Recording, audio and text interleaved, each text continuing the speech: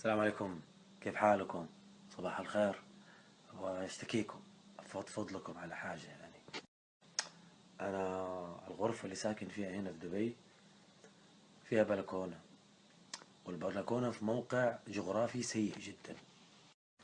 اي رياح ولا هواء ولا اي شيء تعدي من هذه البلكونة، والبلكونة متصممة بطريقة كأنها صفيرة كبيرة.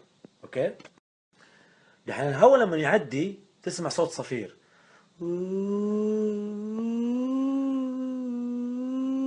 طول الليل. والخبر السيء ان البلكونة هذه يا جماعة هي بلكونة غرفة النوم. هنا هنا جنب في اذني، في اذني هنا. دحين انا ما عندي مشكلة اني اسمع الصوت هذا، ما هي مشكلة، اقدر اتعود عليه زي ما تعودت على صوت المكيف. لكن احس ان الهواء او الصفيرة نفسها تعاندني. كل ما اذني او عقلي بدأت تتعود على الصفيرة هذه او الصوت ده وابدأ انام، يبدع اكثر. يعني استناني متى انام، يعني مثلا خلاص ابدا اتعود عليه انام، يبدا اسوي حبه كذا اصحى.